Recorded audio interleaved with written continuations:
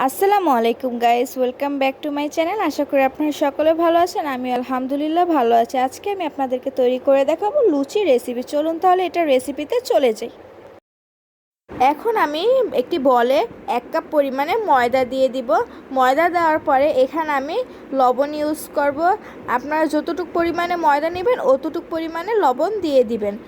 লবণটা বুঝে শুনে দিতে হবে। এখন আমি এখানে একটু পরিমাণে তেল দিয়ে দিব, 1 চামচ বা 2 চামচ পরিমাণে তেল দিয়ে দিব। তেল দিয়ে আমি ময়দাটাকে মাখিয়ে নিব।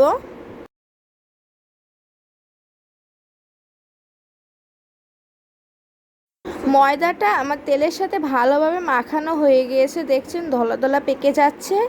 এখন আমি এখানে একটু করে পানি দিয়ে এটাকে একটা ডোয়ের মতো তৈরি করে নিব। অল্প অল্প করে পানি দিয়ে ডো তৈরি করে নিতে।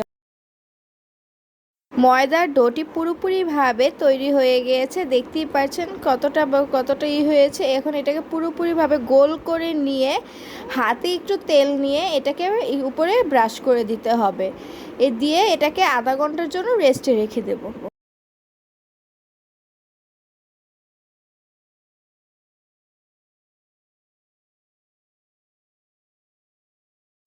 আমার ডোটা আধা ঘন্টা রেস্ট রাখার পরে দেখতেই পাচ্ছেন কতটা সফট হয়ে গিয়েছে।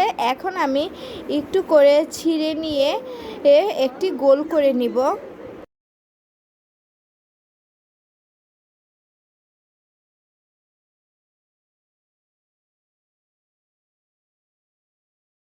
এরকমভাবে গোল গোল করে বেলে নিতে হবে। খেয়াল রাখবেন এটাতে কিন্তু বেশি পরিমাণে ময়দা দিয়ে বেলা যাবে না, তাহলে তেলটা নষ্ট হয়ে যাবে ভাজার সময়।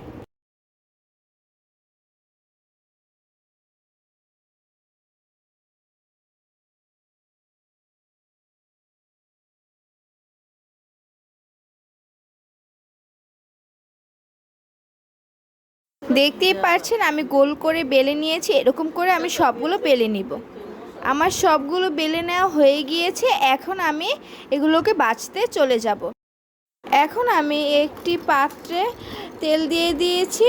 তেলটা এরকম পরিমাণে দিতে হবে যেন লুচিগুলো ডুবে যায়। আমার তেল গরম হয়ে গিয়েছে। এখন আমি এখানে একটি লুচি দিয়ে ভেজে নিব।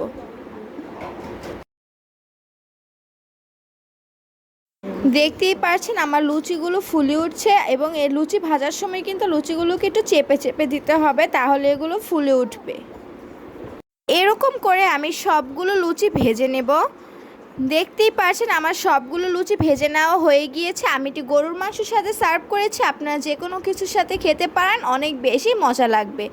আমার রেসিপিটি যদি ভালো লাগে তাহলে আপনারা লাইক, কমেন্ট, শেয়ার এবং সাবস্ক্রাইব করে আমার পাশে থাকবেন। থ্যাংক ইউ অ্যান্ড আসসালামু আলাইকুম।